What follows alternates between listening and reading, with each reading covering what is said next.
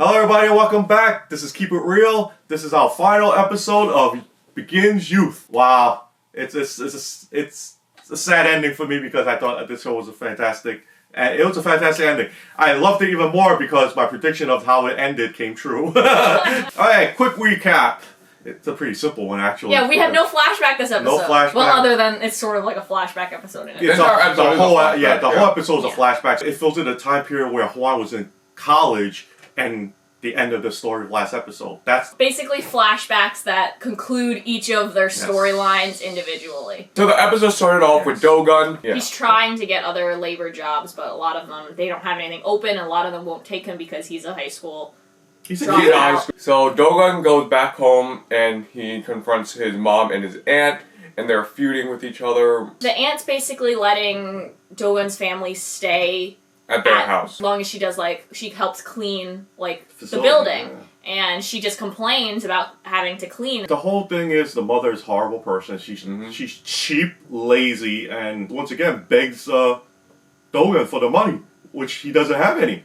The poor kid. Yeah. He's working his heart out. At the very end. At the very end, Doan, after getting almost hit by a car, he goes back home and he's crying to his mother, saying how he doesn't want to live his life like this. Doan is at the gas station and then he gets a random phone call from Juan, which he just says, "I miss you." Hearing the voice like something happened, so we flash to what happened with Juan. Juan actually meets up with his mom and sister and has lunch, I guess, at their house, and his mother is actually very nice to him and say, "Hey, why don't you just come back and move back home, and I can take care of you."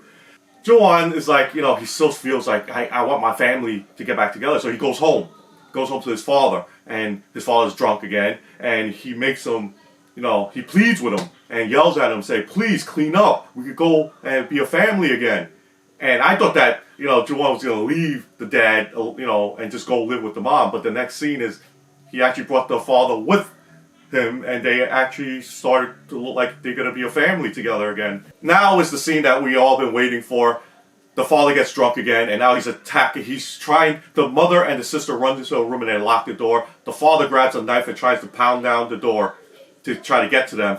Juan walks in and goes, "What the hell are you doing?" And there's a little struggle. Juan's dad pushes him again, knocks him over, he hits his ear. Yeah, so he was discombobulated a little bit. And finally the father breaks down the door, and Juan grabs a hold of the father, and then the next scene is he stabbed the father. He killed the father. Yeah. Obviously he's in shock. He picks up the phone, he calls the police, he says that I stabbed my father. And he's breaking down, and then, even the father told Juan, "Don't do it. Yeah. Don't do it. It's fine." He, after calling the police, he's still in shock, and the first thing he does is he drops the phone, and he picks it up again, and that's the call that Doan gets, and that's where you hear his voice breaking and everything, and it ties into that scene. It was cool because we saw the scene he did The actor did everything that V did in the music video, his bloody hands, he rubbed it all over his clothes. The one thing they didn't do is that they didn't show there was no mother there. No, they added the mother. But it made more sense. It made it a lot nicer because it made more sense because the sister wasn't living with them. Now we jump to Haru, who's still in the hospital. One of the head doctors is talking to his parents because Haru just got into another accident and hurt himself. And the doctor speaks to Haru's parents, telling him that Haru's actually not, struggling or anything or having any issues. What he did purposefully. He wants to stay in here, and he keeps causing these issues to stay inside the hospital. So his parents go over and talk to Haru and ask him, are you afraid to go outside? Why don't you want to leave this place? But Haru's just not talking to them at all. I love it. He's just giving them the cold shoulder. Yeah, it's awesome because he talks to everybody. He talks to the nurses. Yeah, he talks to the doctors. He just refuses to talk to them. Ignores his parents. It's great because once again the father is because he's trying to gaslight him to say, all we've done in our entire lives is pray for you to be a normal child. Yeah, that's wrong. At this point, I can't believe that Haru's parents still don't realize that they're the ones at fault here. This scene then intercuts with the 6 boys coming to visit Haru. He thinks it's his parents that are coming visiting him first, and then the same scene replays that we saw in the last episode. They're connecting everything, where he awesome. Meets up with the guys. We then see a scene between Hosu and Haru on the beach, where they're just talking about like how things have been for them and their lives and stuff. And in this moment, we actually get Hosu's perspective in all of this. He actually moved after the orphanage got demolished. Mm-hmm. He moved to a youth home, and in the youth home, he's like being bullied by the other kids that are there. They want his money, and they beat him up. But after that, he ends up leaving, and we see him then talking to a therapist, and then he's taking his medication, but he ends up overdosing. Another thing that I thought was nice was that Hosu and Haru were talking about like how when Haru finally gets out of the hospital that they're gonna go live together and they're gonna be happy. So Saiyan, after leaving the house, he goes to his work at the funeral home. He accidentally runs into the principal of the high school. The principal starts instigating and trying to make him angrier for some reason. I don't know why. He's a jerk. He's just being rude to him. Saiyan has like buried this, he's left it in the past, he's let it be, but the principal just comes here and he just has to stir the pot. So the principal leaves, he goes back to his car, and then we see Saiyan start banging on the door saying, "Hey, open up."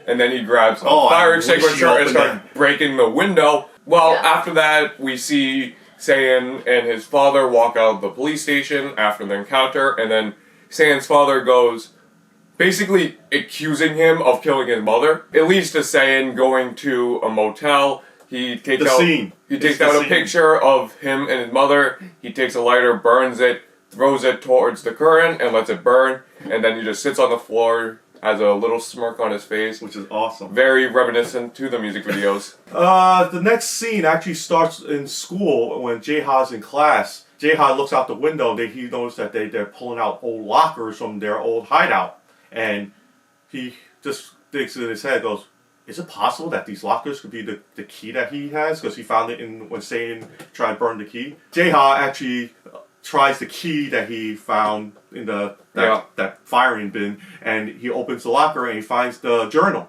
It's, what's that guy's name again? The notes. It's Juan Byung. And when he opens that notebook, it gives all the notes of everything that's happening in their lives, and he goes, is this true? So he flips through it and he sees pictures of he actually sees a lot of pictures, but then he focuses on one that is Juwan's mother's house, and he goes, is this, he just wants he went over to check it out, and it's exactly what it's drawn. It's the same drawing. Oh. Then he finds out that, from one of those members of the gang, Juan, the gang guys, he was hanging out, and he tells them what happened. But then he's taken aback, goes, how's this happening? So then he goes again, he looks through the journal again. He saw multiple things, like a note called Ya Motel, and then a convenience store nearby. Yeah. So he just basically dials all of them, trying to find the motel. He finally finds the motel, he goes to the motel, and it's right after seeing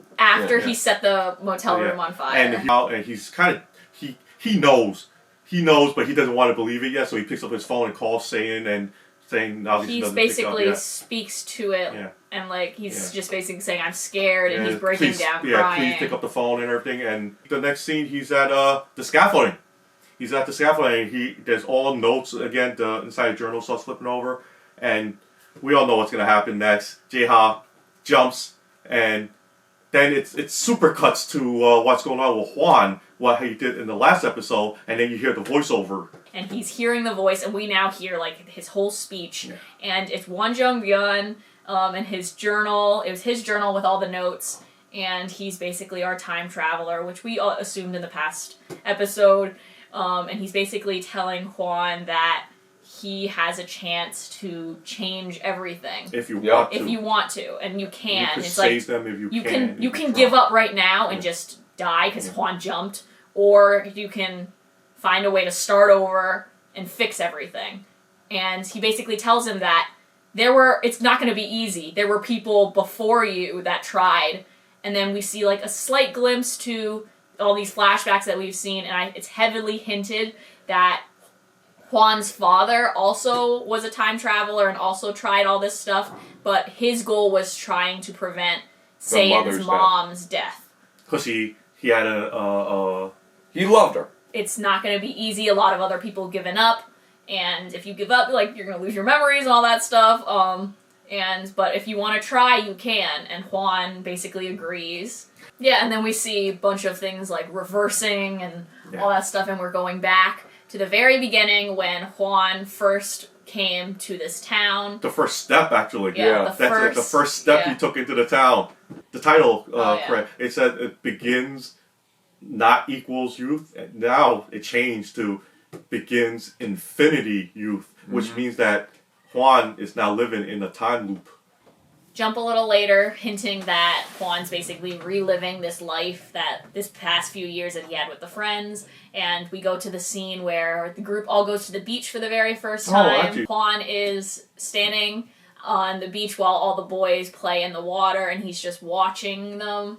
And we've been saying, like, throughout this that Juan's always watching, but now it makes so much more sense because he's watching them and, like, admiring, like, this is what I want. This is the happiness I want. Seeing them all happy in this moment, especially because he knows what happens to them later on. As he's watching them, he gets emotional and he starts crying. And then all the boys, they're so far away they can't see him crying, but they just see him watching them and they all turn to look at him. And similar to, like, the scene in, like, I don't remember what episode it was, but when the power all went out and Juan ran up and he had tears in his eyes and he was watching all the boys, they did a similar pan across each of every one of them, smiling and waving at him and saying, "Come join us in the water."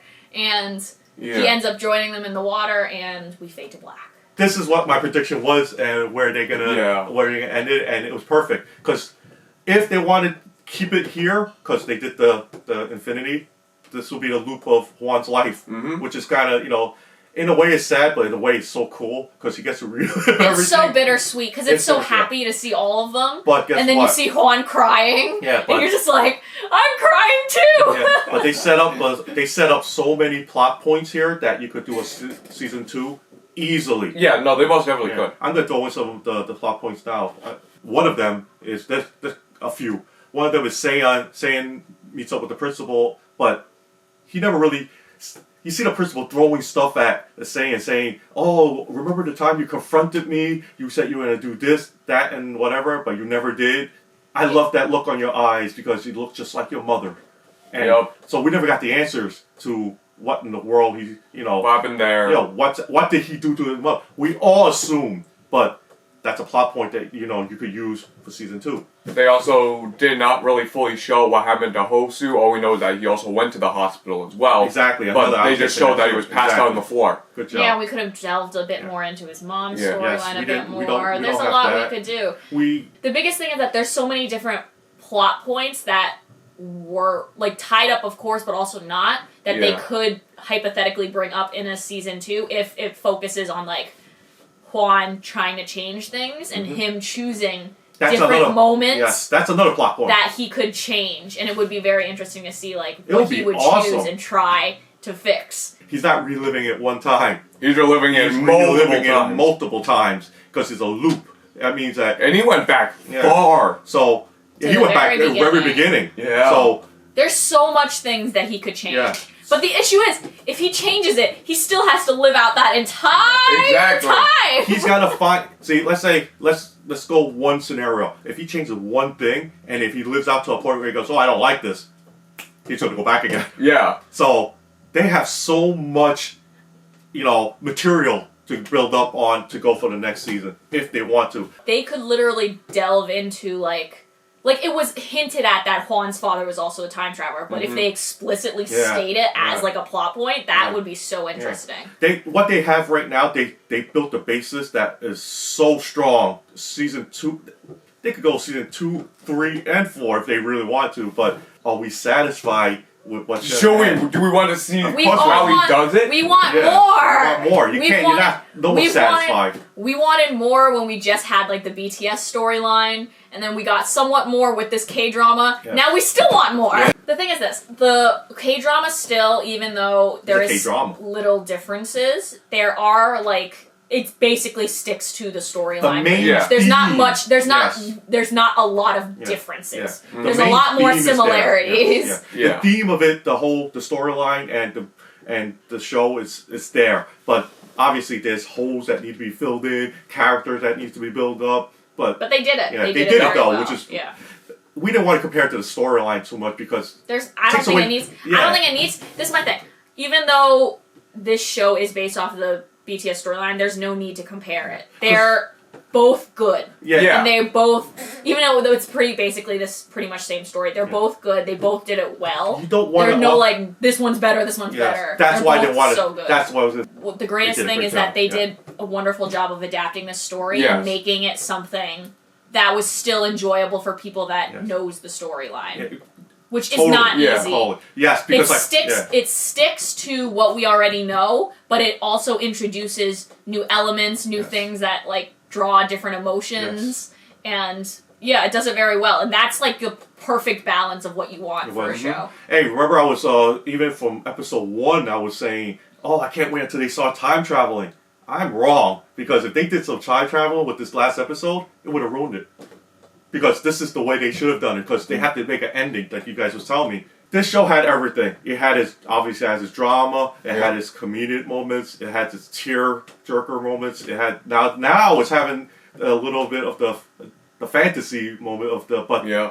we need a season 2. Yeah. The show was absolutely amazing. I don't want to say goodbye to it. I gotta binge Same. watch it every single year now. Oh, I'm telling you, this show is totally rewatchable. Yeah. And you're gonna want to rewatch it because you want to feel their hardship once again. I just want to rewatch a Oh. bunch of clips from. I want to watch like my favorite clips from this entire show now that I've watched everything. Like the highlight. I want a highlight reel of this show. You're gonna want to I want behind the scenes videos. I want everything. This show has become my Roman Empire. You're gonna want. I give so much props to the actors, the director, the writer, everyone on set, all their hard work. They did an It's amazing job. Yeah. honestly amazing. Hey, think about it. We hated the parents of the show. Amazing job. They Amazing did job, so yeah. great. Also, as just as someone that has watched so many K-dramas and watched so many bad K-dramas, I don't watch any. this is such a good show. Yeah. It's so good. It's like, I'm like out of my top K-dramas, this might be just like, Yeah, it's up They there. did it it's right. so good. Yeah. I know the storyline, but I don't know it as well as these guys do. But I bought into it. Yep. And I'm not into K-dramas or K-pop really. So that if As you I've get me, that's pretty good. This is a good show, regardless if you're an army or not. I think Yeah. anyone should check it out because it's honestly an emotional roller coaster. It was. Yeah, I'm really sad to see this go. I'm really happy that we got to watch it together and it finally came out. It's so Yeah. cool. I still can't believe that like we just watched 12 episodes of the BTS Universe K-drama. Like, it's so cool. I had a lot of fun doing this videos, and for all the 12 episodes, thank you to every single person who has watched. I really appreciate it, and I had a lot of fun. I can't wait to do more shows, and maybe these guys will join me in my TV shows and movie reviews, because usually I'm the guy doing the show, the TV reviews. But if you guys have anything else for us, you want us to review, like I always say, leave it down, comment down below. Yep. Thank you everyone so much for tuning in every single day for the past 3 weeks. Honestly, if it wasn't for you guys, we would not have a channel. We won't really be here. Thank you everyone for watching today's video. Don't forget to go down below. Tell us what you guys thought about Begins Youth. While you're there, don't forget, hit that subscribe button, hit that like button, share to others, and we will see you guys next time. Have a fantastic day.